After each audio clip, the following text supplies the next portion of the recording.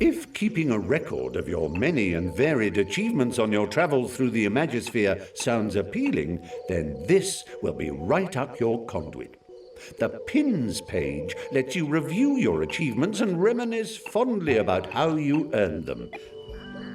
This is your profile, and here you get to show off the real you, or at least the version of you you're willing to share. You can show off your favorite pin.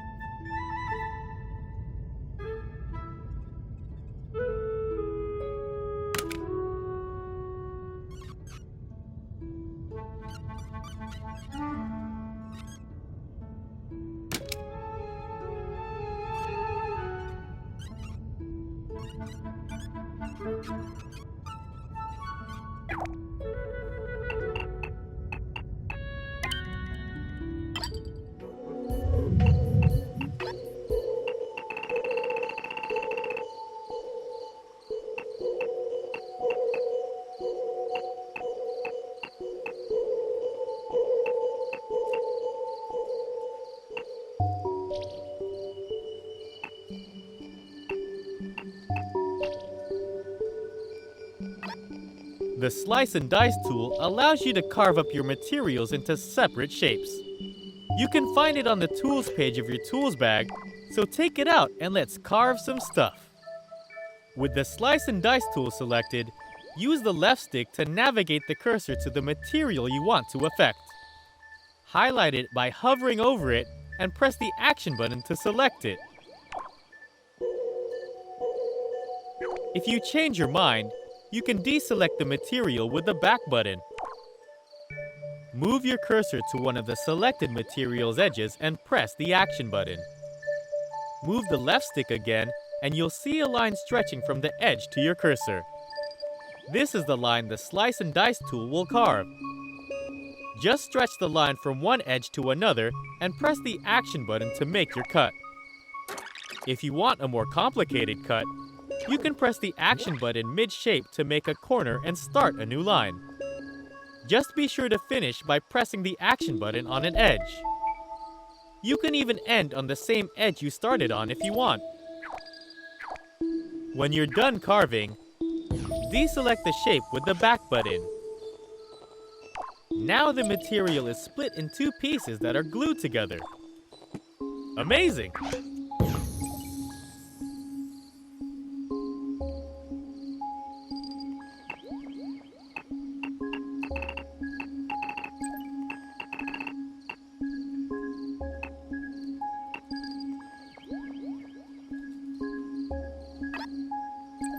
If you have an idea for a level that will require some extra room, dynamic thermometer levels are the answer.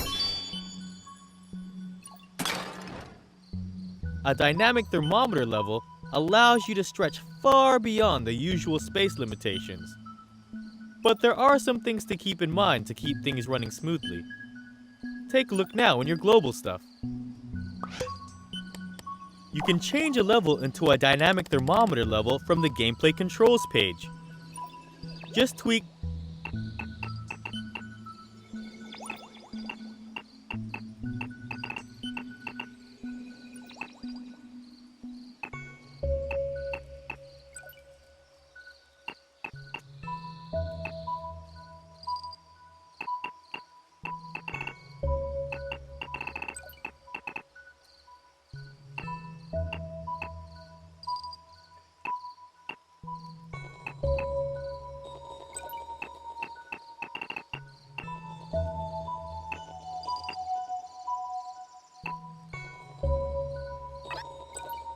The projectile sensor produces a signal after the object it's on has been bombarded by projectiles, like plasma balls and water drops. It can be found on the gameplay page of your tools bag. Grab one now and place it in the path of a projectile. Notice how the projectile sensor's output lights up once it gets hit? That's the projectile sensor in its most basic form. You can wire up that output to any logic you want.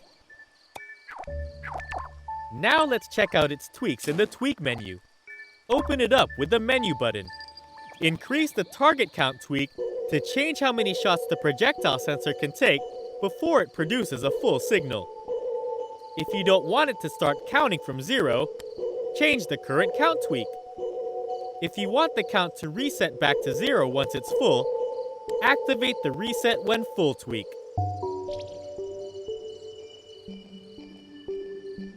The Projectile Type Detected tweak determines whether the projectile sensor reacts to all projectiles or only a specific one. If the object your sensor is on is part of a larger whole, activating the Include Rigid Connections tweak will allow the projectile sensor to detect projectiles hitting any of its parts. Finally, invert the projectile sensor's output if you want it